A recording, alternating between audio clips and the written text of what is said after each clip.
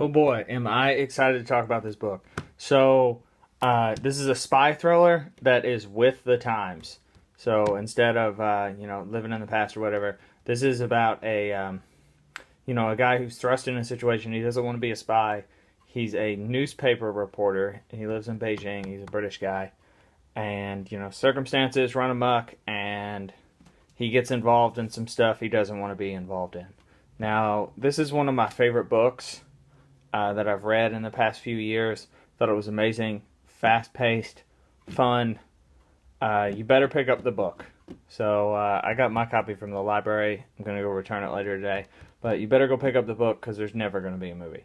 So he gets involved in some real stuff. There's the Chinese government angle. He's involved with this guy who was in prison for accidentally killing a soldier during the Tiananmen protests. I stress accidentally killing a soldier. Um, yeah, overall, it's just an amazing book. It's definitely something to pick up. But again, it's a shame. I don't think there's going to be a movie. It portrays China in a negative light. No one's going to want to touch that with a 10-foot pole.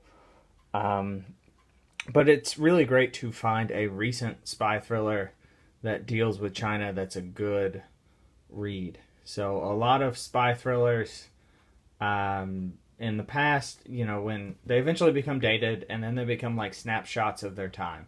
So I read all the James Bond books that were written by Ian Fleming, and they're amazing. They're absolutely wonderful. The thing is, they're dated. So James Bond is fighting the Soviets for the most part throughout the series. And in fact, like even while the series is going on at one point, the organization that James Bond is constantly at odds with within the Soviet Union called Smerch, which is like the anti-spying organization, midway through the series was dissolved by the Soviet Union. So that's when Ian Fleming had to find a new villain. So that's where Spectre comes from, was he was like, well, Smerch doesn't actually exist in the real world anymore, so I can't use it as a villain. Gotta go with Spectre. So, these things become dated, and that doesn't really lessen my fun of reading them, but it does, in one respect, it makes them less interesting because it's about the past. The same with like a Tom Clancy book. So, Soviet submarine duels and IRA bombs and stuff. Well, those were very much of their time when they were written. They were like this book. They were 100% current, 100% topical, and a ton of fun. Well, now again they're snapshots of their time. Like that is, what was the height of espionage and global problems in the late 80s and early 90s that now don't mean a lot. So to get to read this book in its prime, when the story is still 100% new and we'll say off the rack, it was a great pleasure. So, and in fact, one thing in this book that I don't think, if it were written today, would have to be a plot point is facial recognition technology. So this book came out in 2014. Even back then, facial recognition technology isn't what it is today in 2018. And there was this news story I saw on the BBC a few weeks ago where the Chinese government wanted to demonstrate how wonderful and powerful its facial recognition technology is. And so they used it to pinpoint the location of a BBC journalist, a journalist much like the one who's the main character in this book. And they did it in, just a few minutes. It didn't take hours. It took just a few minutes. So that's terrifying, right? But if this book were written today, it would have to take an account because that network's already up and running to the point where they can demonstrate it to the foreign press, which means it's really far along. They don't want to fail and have egg on their face. So definitely read this book. There's two others. This was this author's first book, by the way. There's an about the author in the back. He was an actual foreign correspondent for the BBC and had a very interesting life before he started writing spy novels. And this was his first book. On Goodreads, it doesn't have the best reviews, but I think a lot of people complain about books that are set in China.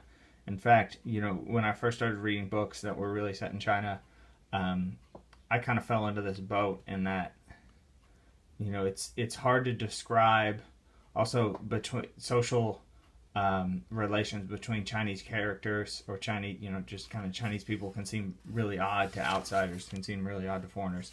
So, that doesn't translate into literature because you can't provide context. You can't be like, oh, well, this is a really common thing in China, blah blah blah blah blah. I read a book called the Beijing Coma, and it was one of the first, sort of like books by a Chinese author that I had read, and I was when I first read it, I kind of thought, oh wow, no one would relate to each other like this. These characters are so odd. What kind of social interactions do these people have and things like that? And as I lived there, I was like, no, this is sort of the common way that people relate to each other. And then I read a book called The Fat Years a few years later, and it has this one scene in it where two characters who haven't seen each other in years see each other on the street, and the main character walks up to the sort of supporting character and says, "Oh, hello, I haven't seen you in years. How are you doing?" And the other person says, "Oh, hello, how are you doing?" And the conversation ends and they walk on. So some of the reviews I read for The Fat Years complained about that scene. They were like, two people would never relate to each other like this. I found that kind of common. Like, one of the reviews I read about this on Goodreads was talking about the lack of detail in the descriptions of Beijing and things like that.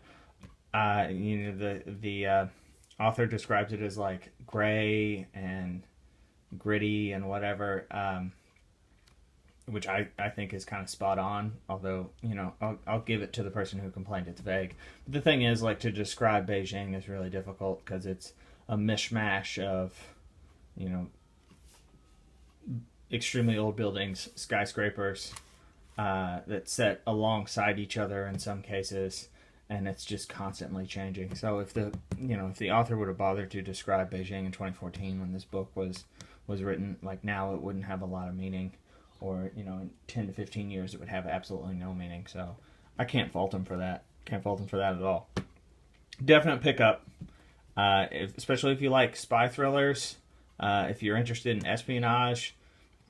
Does a great job of addressing like technological changes, how the contracting of espionage activities and that kind of stuff is sort of changing the modern great game.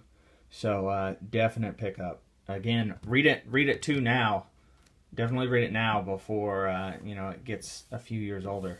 I can't wait to pick up the other two books by this author too. I got several stuff in my queue, so I'm gonna have to wait. But this amazing book, absolutely great. Definite pickup. Night Heron.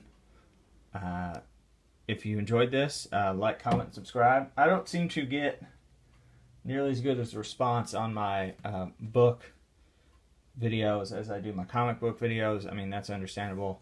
I have nothing to show you except the cover of this book and to talk about it. With a comic book, I can go through and I can point out panels I like and things like that.